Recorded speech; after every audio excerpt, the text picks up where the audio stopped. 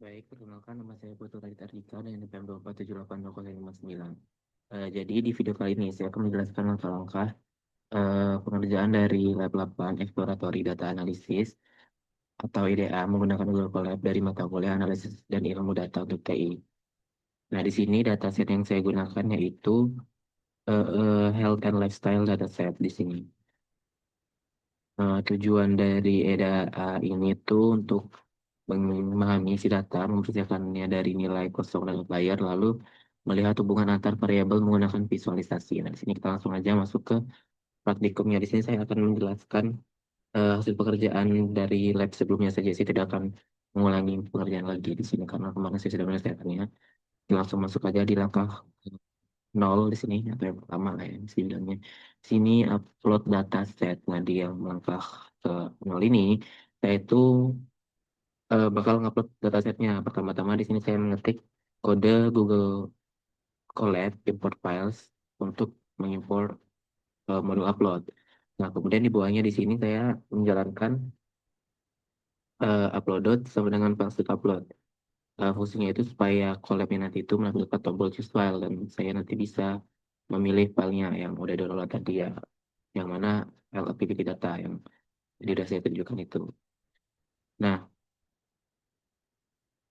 di sini juga saya mengimport modul Pandas SPD untuk membaca library seperti itu. Bentar.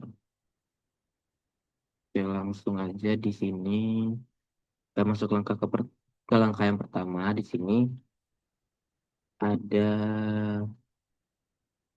yang namanya persiapan dan pemahaman data. Nah, di sini saya mengimport library-nya itu ada satu, dua, tiga, empat. Ada empat. Yang pertama itu ada Pandas SPD, kemudian import NumPy SNP, kemudian Matplotlib, .pilot PLT, dan import Seaborn as SNS. Panda SPD itu digunakan untuk mengolah data, sama juga NumPy juga itu gunanya untuk mengolah data. Nah, sedangkan Matplotlib dan Seaborn itu untuk membuat grafiknya nanti. Nah, di sini saya juga itu menambahkan PD ada score options dalam kurung display.max columns. Komando itu fungsinya agar semua kolom nanti itu bisa terlihat saat kita tampilkan seperti itu. Nah, kemudian di bawahnya lagi di sini ada yang namanya fungsi untuk membaca dataset yaitu df dengan pd.read_csv. Fungsinya itu nanti setelah file yang tadi itu berhasil diunggah, kodenya itu bakal membaca file tersebut dengan kode tersebut, kode ini gitu, dan menyimpannya ke dalam variabel df. Kemudian di bawahnya di sini ada saya ketik lagi eh, df.head. Nah, itu tuh untuk menampilkan 5 baris pertama dari data. Seperti itu. Oke, lagi lanjut ke bawahnya itu ada df.info. Nah, di sini tuh fungsinya itu untuk melihat struktur dataset. Dan df shape itu untuk membuat baris dan kolom. Dan juga ini untuk df.types ini untuk menentukan tipe data tiap kolomnya. Nah, di sini tuh dari hasil outputnya bisa dilihat muncul beberapa kolom seperti eh, age, gender, height, weight, kilogram, height centimeter, BMI, segala macam ini. Dan kolom kesehatan lainnya itu dari sini tuh terlihat bahwa setiap baris itu mewakili satu individu dengan informasi umur, jenis kelamin, aktivitas, dan kondisi kesehatannya ya, dan macam-macam lah pokoknya. Kemudian di output DF info ini terlihat bahwa datasetnya itu memiliki 15 kolom dan ratusan baris di sini ya, ratusan baris data. Nah, beberapa kolomnya seperti gender dan smoker itu bertipe objek. Gender di sini tipenya objek tuh. Kemudian di smokernya juga tipenya objek seperti itu. Nah, sedangkan kolom lainnya seperti age ini BMI dan heart. Rate itu tipenya INT 64 atau numerik. Nah, kemudian di sini ada di F-shape itu tadi udah saya jelaskan itu touch bakal menampilkan 500 sampai 15 kolom dan apa sih namanya? Kolom dan baris. Nah, artinya itu tuh ada 500 baris dan 15 kolom.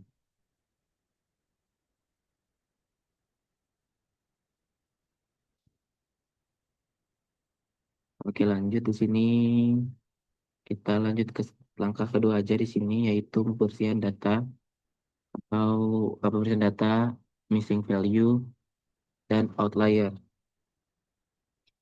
Nah, di tahap ini tuh saya ingin memastikan bahwa tidak ada nilai kosong atau data yang hilang.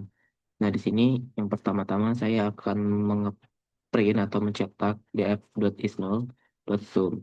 Nah, itu tuh fungsinya untuk menghitung jumlah nilai kosong di setiap kolom. Nah, output nanti tuh bakal menampilkan angka 0 di setiap bagian besar kolom. Tetapi ada beberapa kolom seperti calories underscore intake dan hours of sleep yang memiliki beberapa nilai kosong. Jadi kosong jadi nilainya.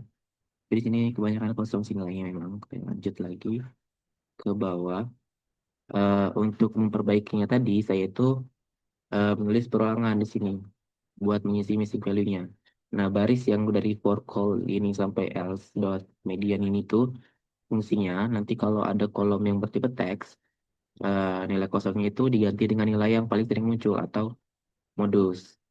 Kalau kolomnya numerik dengan diganti dengan nilai tengah atau median. Nah, kemudian saya cek lagi di sini dengan df.isNull untuk mengecek ulang missing value setelah tadi pengisiannya. Nah, kalau semua kolom yang sekarang bernilai 0 artinya udah tidak ada lagi data yang hilang. Kemudian di sini yang langkah terakhir di sini saya akan mengecek apakah ada outlier.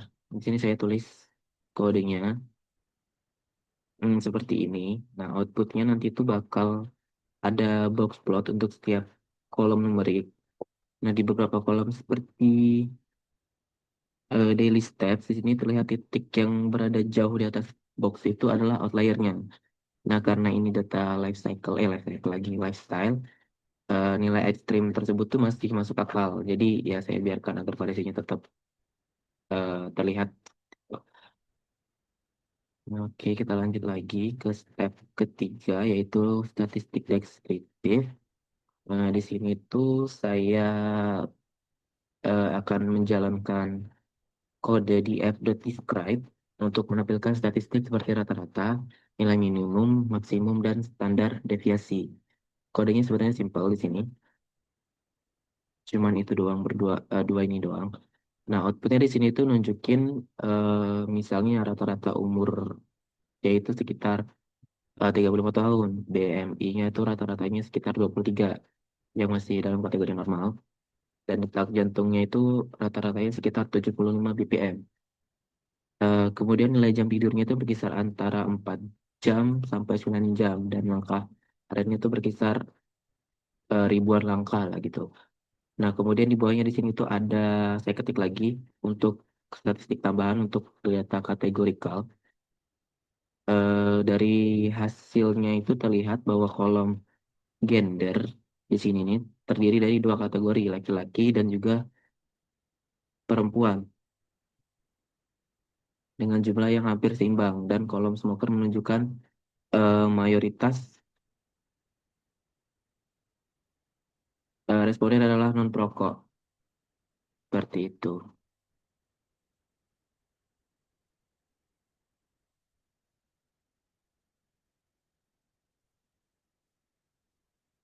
Oke, lanjut ke step 4. Di sini ada langkah 4, analisis hubungan antar variabel. Nah, di tahap ini tuh saya akan melihat hubungan antar variabel numerik. Kodenya seperti ini. Yang di awal ini saya akan mengecek kolerasi antar variabel numerik. Nah, di sini fungsi df.core ini fungsinya itu untuk menghitung nilai korelasi antara kolom numerik dan Dan heatmap itu akan menampilkannya dalam bentuk warna. Nah, di output heat map di sini tuh terlihat kotak-kotak yang berwarna biru dan merah dengan angka di dalamnya. Eh, ada cukup banyak kotaknya di sini. Nah, kalau angkanya positif, berarti dua variabelnya itu memiliki hubungan searah. Nah, sedangkan kalau angkanya negatif seperti ini tuh, nah berarti itu berlawanan arah. Contohnya di sini hours of sleep punya kolerasi negatif dengan heart rate. Heart rate. Nah, ini dia tuh bisa dilihat. Nah, tuh. Nah, iya benar nih. Nah, artinya semakin cukup tidur, detak jantungnya itu cenderung lebih rendah dan stabil. Nah, sementara daily underscore steps itu punya kolerasi negatif dengan BMI, menunjukkan itu bahwa semakin aktif seseorang, berat badan itu cenderung lebih ideal. Seperti itu. Di sini buat hubungan antara dua variabelnya, yang X dan Y ya tadi itu. Oke, kita lanjut ke step 5 aja. Di sini tuh saya tuh bakal memvisualisasikan dan menginterpretasikan tiga visual utama. Di sini saya akan membuat tiga grafik utama untuk memperjelas hasil analisisnya.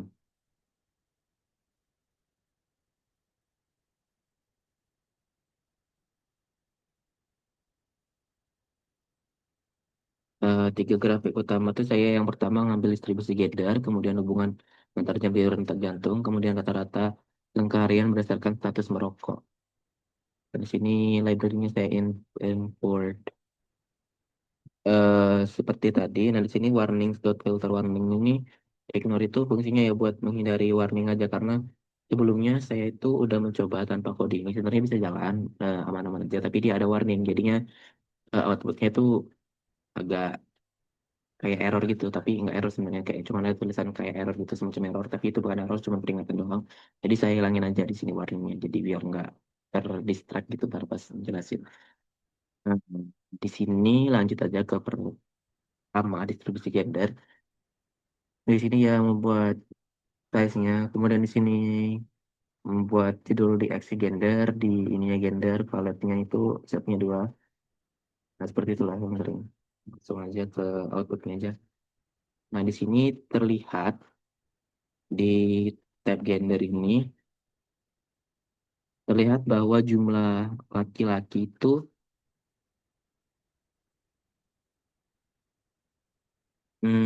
lebih lebih banyak sih daripada perempuan. Sebenarnya di sini tingginya tuh hampir sama.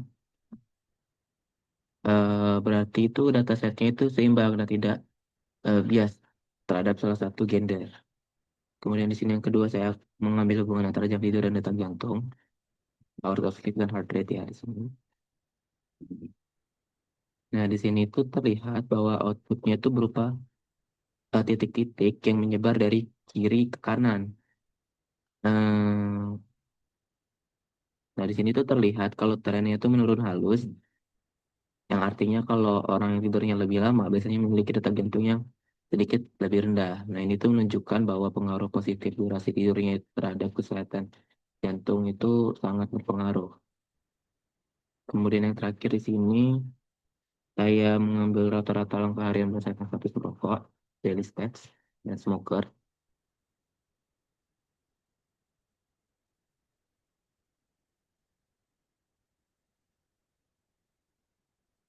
Ini,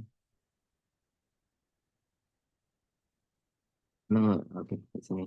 Nah, hasilnya ada dua batang di sini, satu untuk perokok dan satu untuk non perokok. Di sini untuk non perokok, di sini untuk perokok. Nah, di sini batang non perokok itu lebih tinggi, gitu, menandakan rata-rata langkah harian mereka itu lebih banyak. Jadi kesimpulannya itu ya non perokok itu cenderung lebih aktif secara fisik dibandingkan perokok.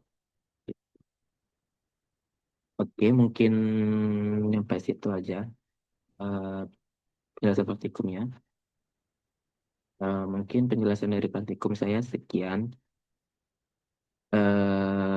Jika ada penjelasan atau kata-kata saya yang kurang berkenan mau dimaafkan. Terima kasih sudah menonton video ini sampai akhir. Semoga penjelasan ini bisa membantu Saya akhiri, terima kasih dan sampai bertemu lagi di video selanjutnya.